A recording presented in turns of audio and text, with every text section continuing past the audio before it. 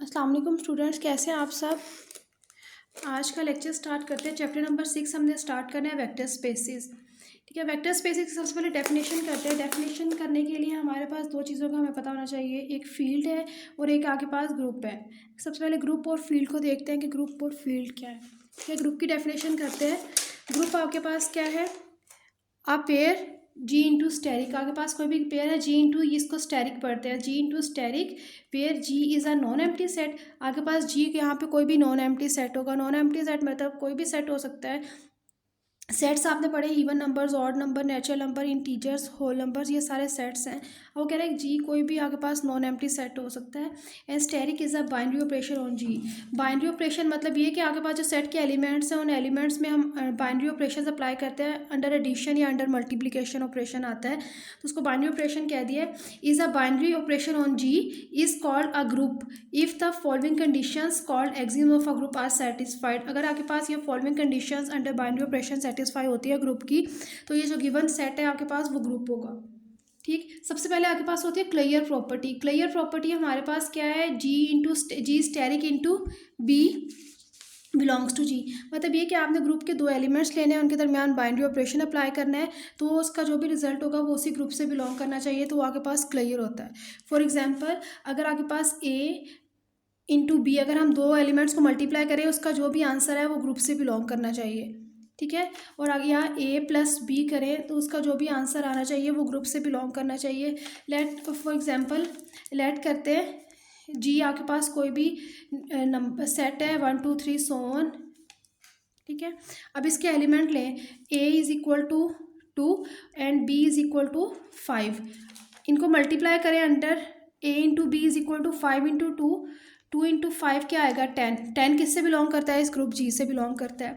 इसी तरह ए plus B अगर हम करें, ए प्लस बी 2 प्लस 7, अगर हम binary operation under addition apply करते हैं तो 2 plus 7 2 plus 5 is equal to 7, तो 7 भी जो है वो बिलोंग करता है किससे, ग्रुप के एलिमेंट से। ठीक है, तो अगर आपके पास बाइनरी ऑपरेशन अप्लाई करने के बाद जो रिजल्ट है वो उसी ग्रुप से बिलोंग करता हो तो वो आपके पास क्लियर प्रॉपर्टी होगी। ठीक है, नेक्स्ट आपके पास the binary operation asterisk is associative. आपके पास नेक्स्ट क्या है, एसोसिएटिव प्रॉपर्टी। एसोसिएटिव प्रॉपर्टी में 3 एलिमेंट्स आ जाते हैं। 3 एलिमेंट्स कौन से, A asterisk B asterisk C is equal to A asterisk B into C. मतलब पहले ए और बी को सॉल्व करेंगे, फिर उस जो आंसर आएगा उसको सी के साथ सॉल्व करेंगे, और फिर बी और सी को सॉल्व करेंगे, जो आंसर आएगा उसको ए के साथ सॉल्व करेंगे। दोनों रिजल्ट आपस में इक्वल होने चाहिए, तो वो एसोसिएटिव प्रॉपर्टी होगी। ठीक है, देयर इज एन एलिमेंट ई इन जी। आपके पास एलिमेंट ई है जी में सच दैट ई आपके पास यहाँ पे आइडेंटिटी एलिमेंट है। A into E is equal to E into A is equal to A. इसका मतलब ये है कि ई जो है यहाँ पे मल्टी आइडेंटिटी है। आइडेंटिटी एडिटिव आइडेंटिटी क्या होती है, एडिटिव आइडेंटिटी 0 आती है और मल्टीप्लिकेटिव आइडेंटिटी होती है 1। ठीक है, अगर आप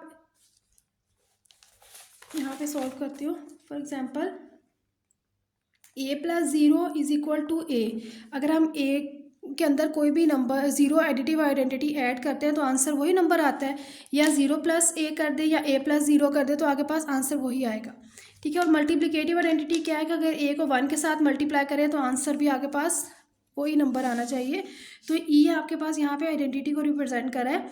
E is called a identity element. तो 0 आपके पास एडिटिव आइडेंटिटी होती है और 1 आपके पास मल्टीप्लिकेटिव आइडेंटिटी आती है। For each A belongs to G there is an A prime belongs to G. A prime यहाँ पे आपके पास इनवर्स आ रहा है। ठीक है, such that A asterisk A inverse is equal to A inverse asterisk A is equal to identity. मतलब ये है कि अगर आगे इसके इन्वर्स कोई भी नंबर ले उसके इन्वर्स के साथ उसको सॉल्व कर, जैसे 2 है, इसका एडिटिव इन्वर्स क्या होगा, -2। आंसर क्या आना चाहिए, 0 आना चाहिए। ठीक है, या आप -2 उसका एडिटिव इन्वर्स क्या होगा, +2। तो इनको अगर सॉल्व करें तो आंसर 0 आए तो आपके पास इन्वर्स होगा। ठीक है, एडिटिव इन्वर्स होगा। अगर आपके पास 2 है, इसका एडिटिव इन्वर्स क्या है 1/2। आंसर क्या आना चाहिए, 1 आना चाहिए, तो ये आपके पास मल्टीप्लिकेटिव इन्वर्स होगा। ठीक है, तो ए स्टेरिक ए इनवर्स और A inverse asterisk A is equal to E. Identity answer आए तो आपके पास क्या होगा, A prime is called the inverse of A. उसके बाद लास्ट प्रॉपर्टी है abelian property, a group G into asterisk is said to be abelian और कम्यूटेटिव, या अबेलियन कहते हैं या कम्यूटेटिव प्रॉपर्टी कहते हैं if A asterisk B is equal to B asterisk A. अगर इसको सॉल्व करें, ए का बी के साथ सॉल्व करें और बी इंटू ए लें तो इनके आंसर आपस में इक्वल आने चाहिए। तो ये आपके पास कम्यूटेटिव प्रॉपर्टी होगी या अबेलियन प्रॉपर्टी। अगर ये 5 कंडीशन ग्रुप की सेटिस्फाई हो जाती हैं तो कोई भी गिवन सेट आपके पास जो होगा वो ग्रुप होगा। ठीक है, अब नेक्स्ट आपके पास है, नेक्स्ट डेफिनेशन आती है फील्ड की। फील्ड, आप फील्ड एफ फील्ड को रिप्रेजेंट कर रहा है, ऑपरेशन आ रहे हैं अंडर एडिशन, ऑपरेशंस आ रहे हैं under addition and under multiplication, is a non empty set having at least 2 elements and 2 binary operations under addition and multiplication defined on f। आपके पास f कोई भी फील्ड गिवन है और उसके ऊपर ऑपरेशन कौन से अप्लाई हो रहे हैं, अंडर एडिशन और अंडर मल्टीप्लिकेशन। उनका is a non empty set having at least 2 element, कि आपके पास नॉन एम्प्टी सेट होना चाहिए और उसके पास कम से कम 2 एलिमेंट होने चाहिए और 2 ही बाइनरी ऑपरेशंस होने चाहिए जो उस फंक्शन f जो उस फील्ड पे डिफाइन हो रहे हो। Such that the following EXIM satisfy, अगर ये 3 एग्जिम सेटिस्फाई होंगे तो गिवन फील्ड है, सेट जो होगा वो फील्ड होगा। F positive is an under F operation apply हो रहा है अंडर एडिशन, तो F positive is an abelian group under addition, कि आपके पास फील्ड जो है वो अबेलियन ग्रुप होगी अंडर एडिशन। अबेलियन ग्रुप का क्या मतलब है कि आपके पास ग्रुप के 5 प्रॉपर्टीज सेटिस्फाई होंगी तो आपके पास ग्रुप होगा अबेलियन। अंडर एडिशन हमने इसको प्रूव करना है। एफ माइनस जीरो मतलब ये कि फील्ड का सेट है, उसके फील्ड उसके अंदर से हम आइडेंटिटी जीरो निकाल देंगे इंटू अंडर मल्टीप्लिकेशन। ठीक है, क्योंकि अगर हम ज़ीरो और उसका मल्टीप्लिकेटिव इन्वर्स लेंगे तो आंसर अनडिफाइन आता है, इस वजह से यहाँ पे ज़ीरो के एलिमेंट अंडर मल्टीप्लिकेशन से माइनस के is an abelian group under multiplication. हमने फील्ड को अंडर एडिशन अबेलियन प्रूव करवाना है, अंडर मल्टीप्लिकेशन अबेलियन प्रूव करवाना है। और उसके बाद है for all A B and C belongs to F the right distributive law holds, that is A plus B into C is equal to A into C plus B into C. ठीक है, आपने the right distributive law hold करवाना है। Left आपके पास distributive law क्या होगा, left होता है A B plus C is equal to A B plus A C. आपने सिर्फ इसमें क्या करना है, राइट डिस्ट्रीब्यूटिव लॉ को होल्ड करवाना है, वो क्या है A plus B into C is equal to A C plus B C. तो ये आपके पास फील्ड की डेफिनेशन है। अब ग्रुप और फील्ड की डेफिनेशन के बाद हमारे पास डेफिनेशन आती है वेक्टर स्पेसेस की।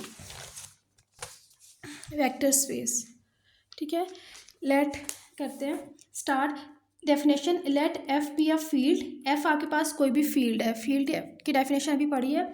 And V are non empty set on whose element an operation of addition is defined. अब उन्होंने कहा वी कोई भी नॉन एम्प्टी सेट है जिनके एलिमेंट्स के ऊपर ऑपरेशन अप्लाई होता है। Suppose that for every A belongs to F, आपके पास ए है, किसका एलिमेंट है, फील्ड का, फील्ड एफ से रिप्रेजेंट करते हैं। And every V belongs to V, और वी आपके पास क्या है, कोई भी नॉन एम्प्टी सेट है, इसका एक एलिमेंट ले लिया स्मॉल वी जो वी से बिलोंग करता है। अगर हम एक फील्ड के एलिमेंट को वेक्टर स्पेस के एलिमेंट के साथ मल्टीप्लाई करवाते हैं, A V is an element of V. अगर स्केलर फील्ड के एलिमेंट को वेक्टर स्पेस के एलिमेंट के साथ मल्टीप्लाई करवाएं तो वो भी वी से ही बिलोंग करेगा। Then V is called a vector space over F. तो वी जो है वो वेक्टर स्पेस होगा फील्ड का if the following axioms hold, अगर इसके एग्जिम्स होल्ड करते हैं तो गिवन फील्ड जो होगी वो आपके पास वेक्टर स्पेस होगी।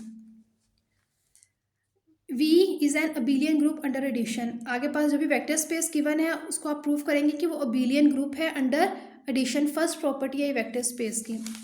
सेकेंड प्रॉपर्टी है आपके पास कि दो वेक्टर स्पेसिस हैं, उसको एक स्केलर के साथ मल्टीप्लाई किया है तो आपके पास जो आंसर आएगा वो A V plus A W, मतलब left hand side is equal to right hand side आएगी। थर्ड प्रॉपर्टी है ए प्लस बी, अगर दो स्केलर्स का सम है और उसको वेक्टर स्पेस के साथ मल्टीप्लाई करें तो आंसर आएगा A V plus V B. Fourth property है ए बी को वी से मल्टीप्लाई करें तो आंसर ए इंटू बी आएगा और फिर बी आएगा।